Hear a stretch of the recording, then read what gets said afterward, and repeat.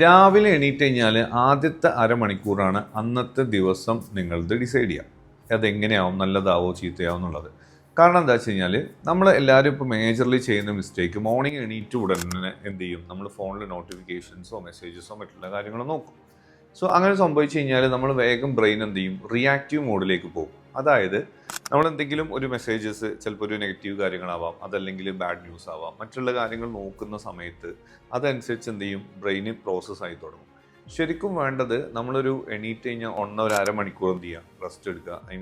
എന്തെങ്കിലും വെള്ളം കുടിക്കുക, അതല്ലെങ്കിൽ അന്നത്തെ ഡേനെ കുറിച്ച് ആലോചിക്കുക, ഇന്ന് എന്തൊക്കെയാണ് ചെയ്യാനുള്ളത് എന്ന് ആലോചിക്കുക.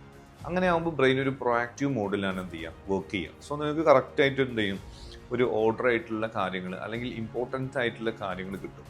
പക്ഷെ അവിടെ നമ്മൾ ഫോൺ നോക്കിക്കഴിഞ്ഞാൽ ചിലപ്പോൾ ആ കാര്യങ്ങളൊക്കെ എന്ത് ചെയ്യും, ആ പ്രയോറിറ്റിയിൽ എന്തുണ്ടാവും, കാര്യമായിട്ട് ചേഞ്ച് ഉണ്ടാവും. അങ്ങനെ ഒരു റിയാക്റ്റീവ് മോഡിലേക്ക് പോയി കഴിഞ്ഞാൽ പിന്നെ ചിലപ്പോൾ നമ്മൾ ഉദ്ദേശിക്കുന്ന രീതിയിലേക്ക് എന്ത് ചെയ്യാൻ പറ്റില്ല, അന്നത്തെ ഡേ നമുക്ക് കംപ്ലീറ്റ് ചെയ്യാൻ പറ്റില്ല. അപ്പോൾ പിന്നെ എൻ്റെ ആവുന്ന സമയത്ത് നമുക്ക് സ്ട്രെസ് ഉണ്ടാവും, നമ്മൾ ഉദ്ദേശിച്ച കാര്യം നടക്കില്ല.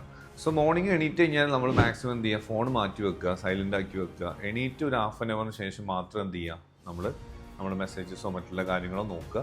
എന്നിട്ട് നിങ്ങളുടെ ലൈഫ് എന്ത് ചെയ്യുക, സ്റ്റാർട്ട് ചെയ്യാവുന്നതാണ്. Thanks so much. ഞാൻ ഡോക്ടർ